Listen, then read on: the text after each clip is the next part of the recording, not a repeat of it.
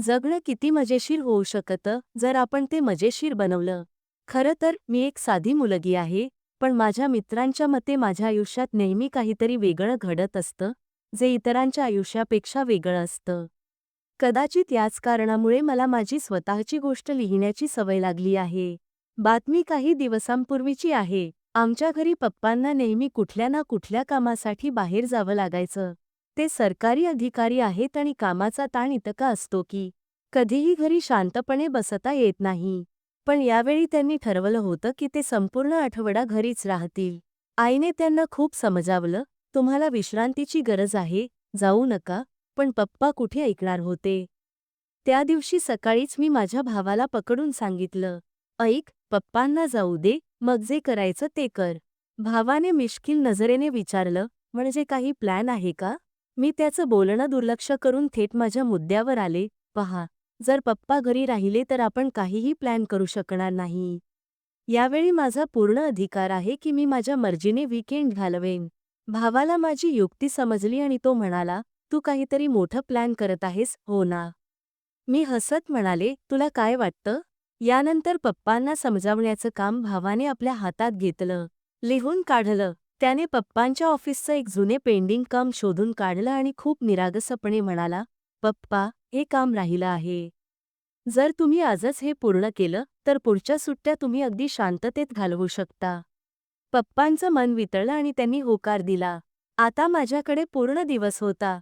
मी विचार केला, चल, आता मजा करू. मी माझ्या मैत्रिणीला फोन लावला, साक्षी, तयार हो जा. आज आपण ते काम करणार आहोत, जे गेल्या वर्षभरापासून फक्त प्लॅन करत होतो. साक्षीच्या आवाजात आनंद झळकत होता, खरंच? पक्क?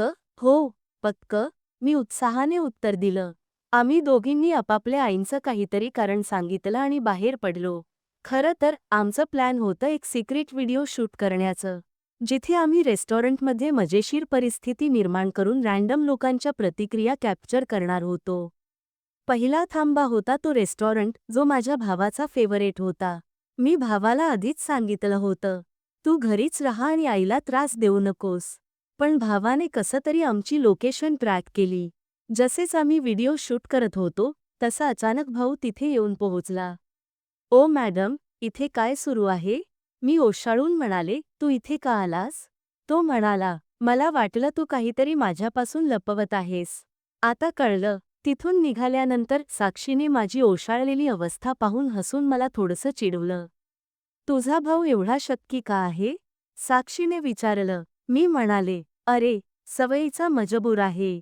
खैर, आम्ही पुढच्या प्लॅनकडे निघालो. यावेळी आम्ही ठरवलं की एका उद्यानात जाऊन काहीतरी क्रिएटिव्ह करू. पण जसेच आम्ही कॅमेरा सेट केला, तिथला चौकीदार तिथे आला आणि म्हणाला, इथे कॅमेरा लावण्याची परवानगी नाही. आमचं पूर्ण प्लॅनिंग पाण्यात गेलं. मी चौकीदाराला म्हटलं, अहो काका, फक्त 5 मिनिटं. हे आमचं कॉलेज प्रोजेक्ट आहे. चौकीदार तयार झाला, पण त्याचवेळी पाऊस सुरू झाला. तो दिवस खूप विचित्र होता.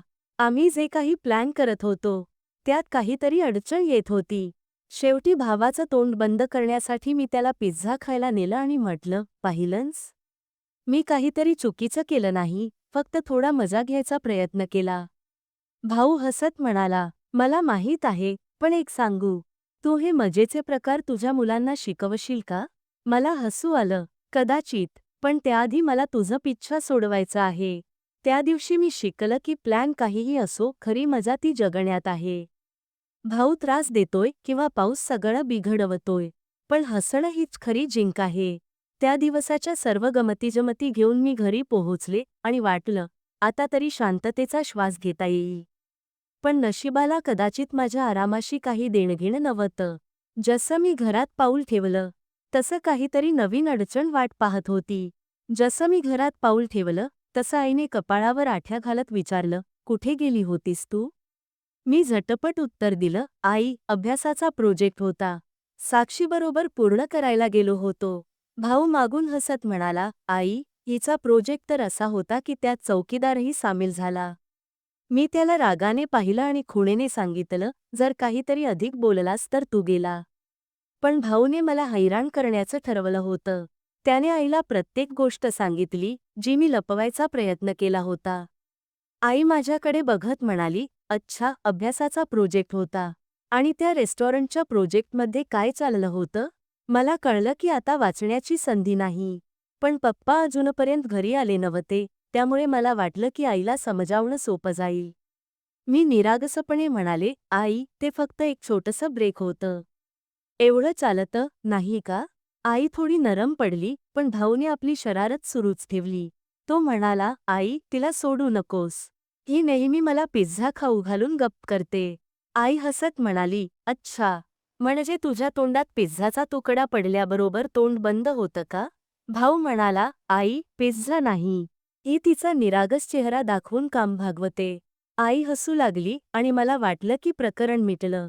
पण खरी मजा तर अजून बाकी होती. धमाका पप्पा घरी आल्यानंतर झाला. पप्पा घरात येताच भाऊने कोणतीही उसंत न घेता म्हटलं, पप्पा, तुम्हाला माहिती आहे का, आज दीदीने चौकीदार सोबत प्रोजेक्ट केला. पप्पा आश्चर्यचकित होऊन म्हणाले, काय? म्हणजे? मी भाऊला मागे ओढलं आणि म्हटलं, आता खूप झालं. तुला प्रत्येक वेळी सगळ्यांना सांगणं गरजेचं असतं का? भाऊ निरागसपणे म्हणाला, पप्पा, मी फक्त सत्य सांगत होतो. पप्पांनी थोडं कठोर होत विचारलं, काय झालं, स्पष्ट सांग. आता मला माझी इज्जत वाचवण्यासाठी सत्य सांगावं लागलं. मी म्हटलं, पप्पा, आम्ही फक्त थोडी मजा करत होतो, काही चुकीचं केलं नाही. फक्त रेस्टॉरंट आणि पार्कमध्ये थोड्या व्हिडिओंची शूटिंग केली. पप्पांनी एक दीर्घ श्वास घेतला आणि म्हणाले, पुढच्या वेळी लक्ष ठेवा, काही अडचण निर्माण होऊ शकते. भाऊने लगेचच चेष्टेच्या सुरात म्हटलं, पप्पा, आता तुम्ही हिला घरीच बंद करून ठेवा, नाहीतर ही चौकीदारासोबत पूर्ण चित्रपट बनवेल. मी त्याच्याकडे रागाने पाहिलं, पण मनातून मला देखील हसू येत होतं. खरंच, भाऊशिवाय माझं आयुष्य एवढं मजेदार नसतं. त्या रात्री जेव्हा सगळे झोपले, तेव्हा मी माझ्या खोलीत बसले होते. साक्षीचा फोन आला. तिने म्हटलं, आजचा दिवस पूर्ण एंटरटेनमेंट होता. मला वाटतं आपला व्हिडिओ एवढा मजेशीर झाला असेल की तो अपलोड होताच व्हायरल होईल. तिच्या बोलण्यावर हसत मी म्हणाले, हो, पण पुढच्या वेळी भाऊला घरात बंद करूनच जाऊ. त्यावर आम्ही दोघी खूप हसलो. भाऊला तर सोड, पुढच्या वेळी पप्पांना देखील एखाद्या कामावर पाठवून दे, मग हवे ते करू. तिच्या या बोलण्यावर मी हसले. कदाचित हाच आयुष्याचा खरा आनंद आहे, मस्ती करा आणि सगळ्यात महत्त्वाचं म्हणजे जे काही करा त्यात स्वतःला एन्जॉय करणं कधीच विसरू नका. जर तुम्हाला माझी ही गोष्ट आवडली असेल आणि तुम्हाला अशाच मजेदार कथा ऐकायला आवडत असतील, तर आमच्या चॅनेलला नक्की सबस्क्राईब करा. तुमच्या सपोर्टमुळेच आम्ही आणखी चांगल्या गोष्टी तुमच्यासाठी घेऊन येत राहू. लाईक करा, शेअर करा आणि घंटीचं बटण दाबायला विसरू नका. धन्यवाद.